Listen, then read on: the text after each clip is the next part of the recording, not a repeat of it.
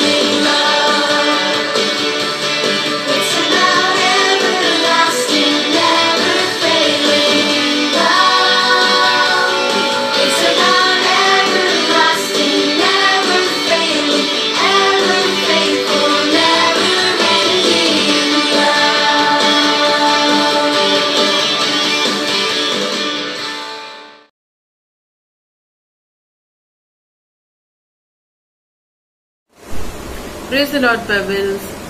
मागच्या रविवारी आपण आपल्या बायबलबद्दल, पवित्र शास्त्राबद्दल खूप सारे नवीन आणि इंटरेस्टिंग फॅक्ट्स शिकलो होतो. त्याच्यामधलं एक फॅक्ट हे होतं की आपल्या पवित्र शास्त्रात, आपल्या बायबलमध्ये 66 बुक्स आहेत, राईट. जुन्या करारात म्हणजे ओल्ड टेस्टमेंटमध्ये 39 पुस्तकं आहेत आणि नवीन करारात 27 म्हणजे 27 पुस्तकं आहेत, राईट.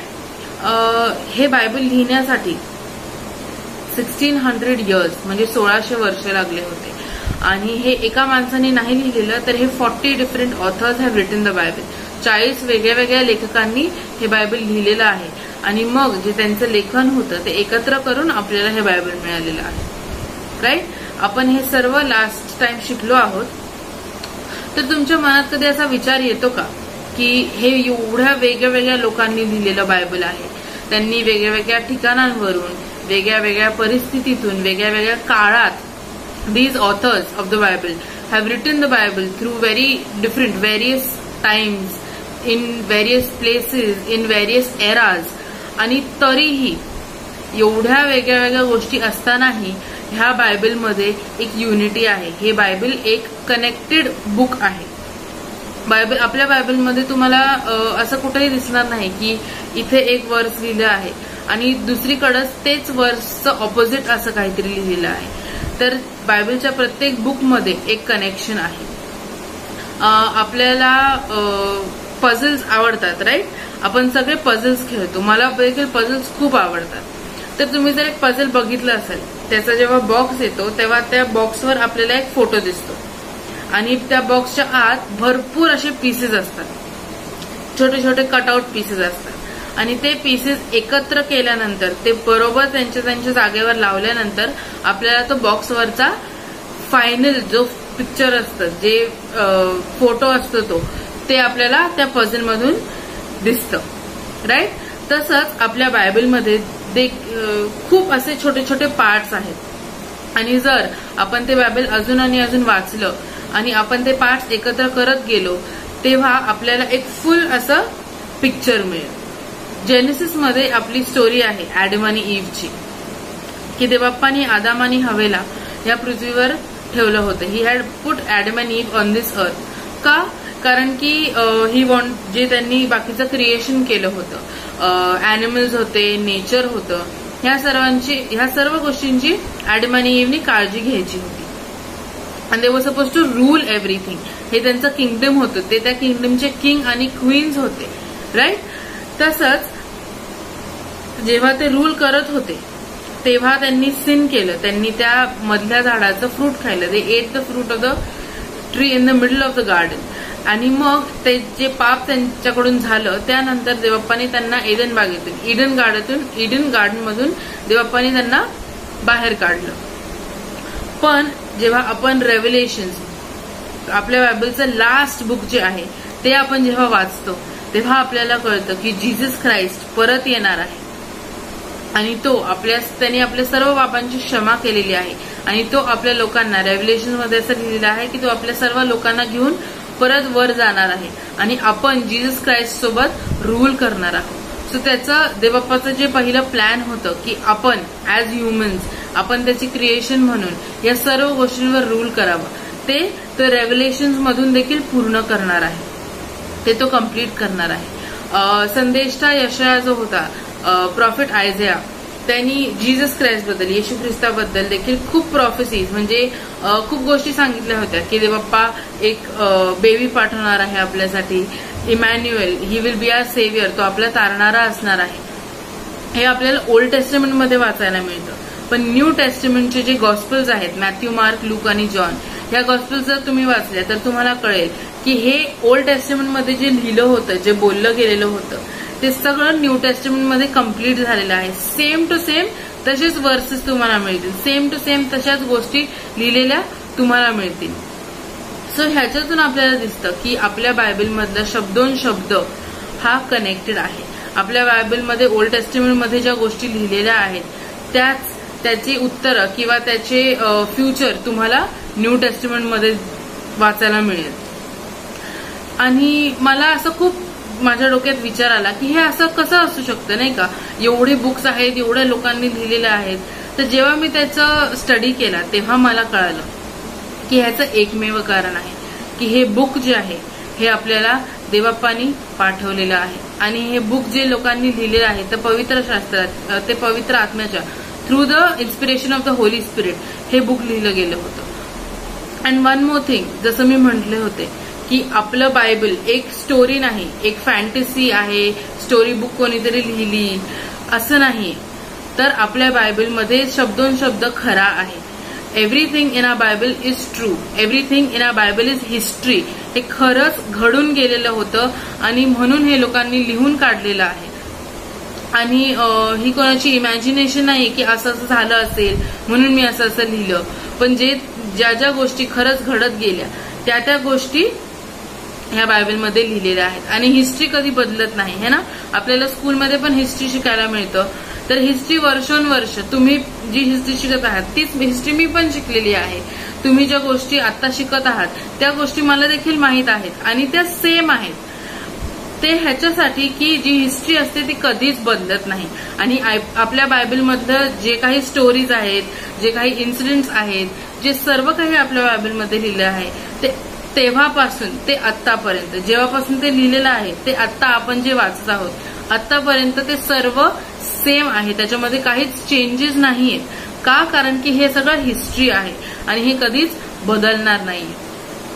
सो आपल्याला हे माहिती आहे की बायबल होली स्पिरिट द्वारा आलेला आहे आणि बायबल हिस्ट्री आहे. सो मी तुम्हाला रिक्वेस्ट करते की तुम्ही या आठवड्यात अजून आणि अजून ओल्ड टेस्टिमेंट मधून आणि न्यू टेस्टिमेंट मधून, जुन्या करारातून आणि नवीन करारातून भरपूर अशी वचनं वाचा आणि त्याच्यामध्ये तुम्हाला जे सिमिलॅरिटीज दिसतील, जे तुम्हाला कळेल की हे देखील न्यू टेस्टिमेंट आणि ओल्ड टेस्टिमेंट मध्ये सेम लिहिलेलं आहे, त्याच्याबद्दल आपण नेक्स्ट संडे पासून अजून भरपूर काही शिकणार आहोत. आय होप की ह्या आठवड्यात तुम्ही बायबल जास्त वाचाल आणि अशी वचनं शोधून काढाल. Bye bye.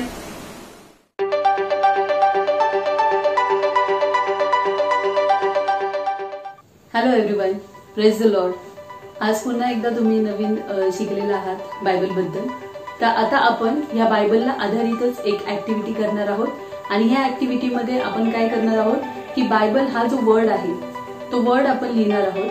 आणि आपण संडे स्कूलमध्ये वेगवेगळ्या गोष्टी शिकलेलो आहोत.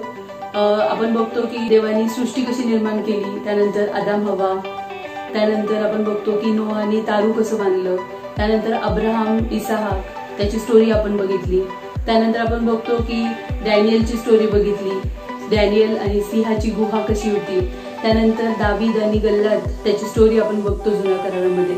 अशा अनेक गोष्टी जुन्या करारात आहेत. त्याचप्रमाणे नवीन करारामध्ये काय, नवीन कराराची सुरुवातच कशाने होती, येशूचा जन्म आहे तिथे.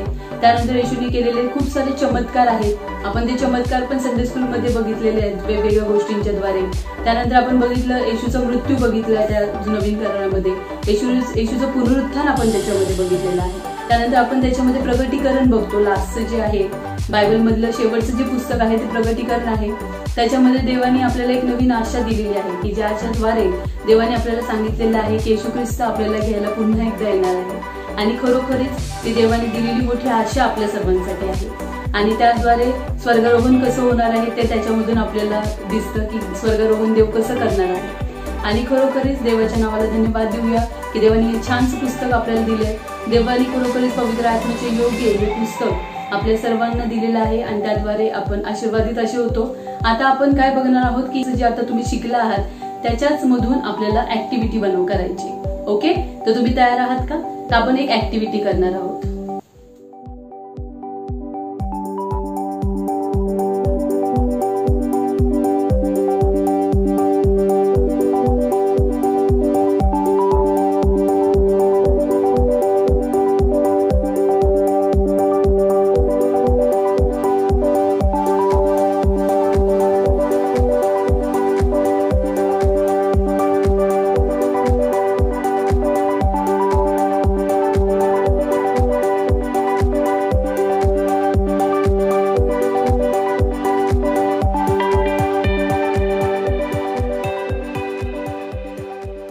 आता हे आपण हा वर्ड लिहिलेला आहे बायबल, BIBLE. आणि आता आपल्याला काय करायचंय की तुम्हाला आपण जे मगाशी मी तुम्हाला सांगितलं की ज्या बायबलमध्ये स्टोरीज तुम्ही शिकले आहात, तर ते स्टार्टिंग पासूनच्या स्टोरीज तुम्ही इथे जी एम्प्टी स्पेस आहे त्या एम्प्टी स्पेसमध्ये तुम्ही त्या स्टोरी ज्या आहे ज्या तुम्हाला आठवत असेल त्या स्टोरीज तुम्हाला या एम्प्टी स्पेसमध्ये लिहायचं आहे. तुम्ही हे अजून मोठं करू शकता, तुम्ही कार्डशीट यूज करू शकता किंवा तुमच्या ड्रॉइंग बुकमध्ये तुम्ही लिहू शकता किंवा तुम्ही इथं बाजूला जी स्पेस आहे त्या स्पेसमध्ये देखील तुम्ही जर तुम्हाला अजून जर गोष्टी तुमच्या जास्त असतील तर तुम्ही त्या गोष्टी साईडला पण लिहू शकता. आता मी इथं सुरुवात करते. तर आता मी इथे लिहिते डेव्हिड आणि गोलियाथची जी स्टोरी आहे.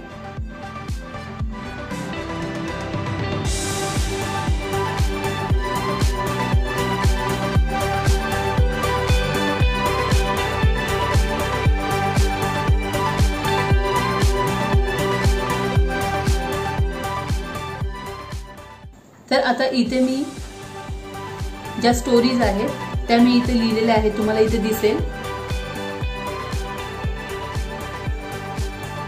अशा रीतीने तुम्हाला हा प्रोजेक्ट करायचा आहे, ही ऍक्टिव्हिटी करायची आहे. मला निश्चित माहिती आहे की तुम्हाला ही ऍक्टिव्हिटी करताना खूप इंटरेस्ट वाटेल.